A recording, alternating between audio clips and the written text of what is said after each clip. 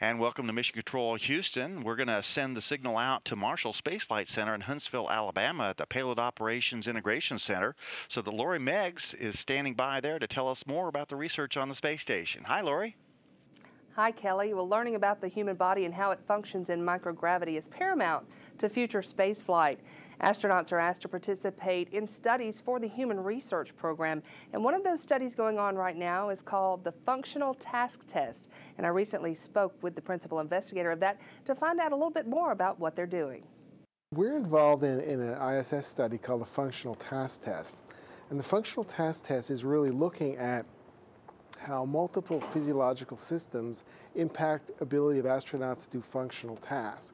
Over the years, we've done a really good job at defining how individual physiological systems change as a result of spaceflight, but we've never put the pieces together in one complete study.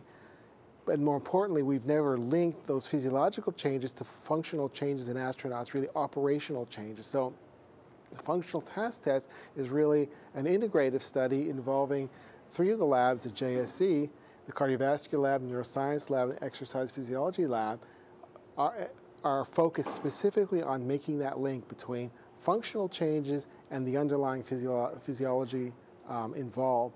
And ultimately the reason for doing that is we're interested in developing countermeasures, and we want to focus on the countermeasures on systems that really make a difference in terms of functional change. Have you seen over the years a lot of functional change, the things that change in microgravity? Sure. I mean, some of the more obvious changes we see are in postural stability and ability to walk. We've done previous studies where crew members walked obstacle courses and did those type of functional tasks. We see significant postural instability after spaceflight. That's my sort of area of interest. But of course, you see changes in other physiological systems too, like the cardiovascular system. There's orthostatic intolerance, which is the potential for fainting when the crew member stands up. There's muscle performance changes, there's strength changes, there's muscle atrophy. So all those systems sort of combine together to create the change in functional outcome. So how are we studying this? How is it operationally for you? This is a pre and post-flight study, and we test them 3 times pre-flight, and then we're able to test them 24 hours after landing. The crew comes from ISS, lands in Russia. They fly back to Johnson Space Center, and we start doing the data collection there about 24 hours after landing.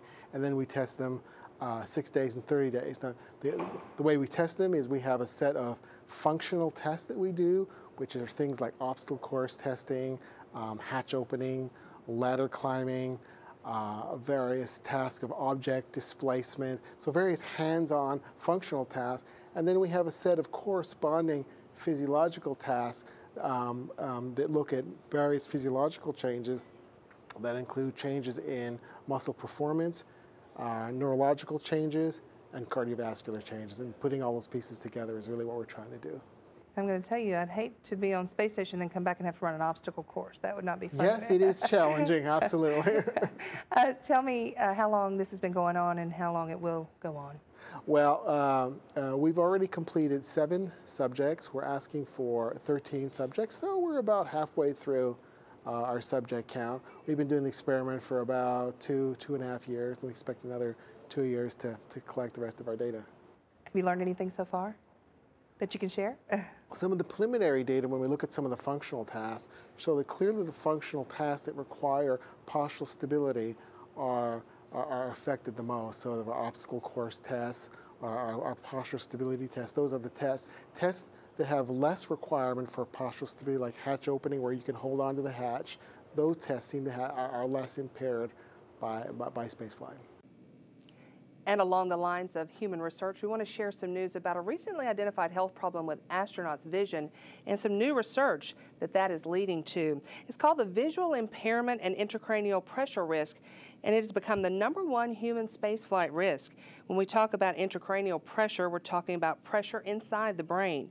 And on orbit, crew members experience fluid shifts to the head caused by microgravity, and therefore it's hypothesized that all crew members have elevated intracranial pressure to some degree.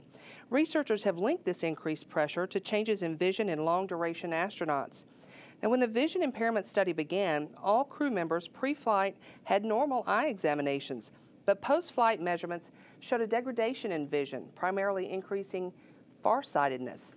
41 crew members have flown to date, and of those, 19 were identified as having visual changes on their return. 6 did not have symptoms, and 16 others could not be classified as they flew in the early increments, which did not have the imaging techniques available as in the last 6 to 7 years. Now researchers are looking at finding a technique to measure these visual changes in flight, non-invasively, and to understand what's contributing to it. A technique like this is highly sought after on Earth, as well as to measure intracranial pressure, and NASA is on the cutting edge of that research and identifying devices that could be used in flight. Results of these studies may also be relevant for patients suffering from eye diseases here on Earth, such as glaucoma. NASA's Human Research Program will look at this risk over the next 10 years and find investigators to study the intracranial pressure syndrome, which will include clinical and research studies on orbit.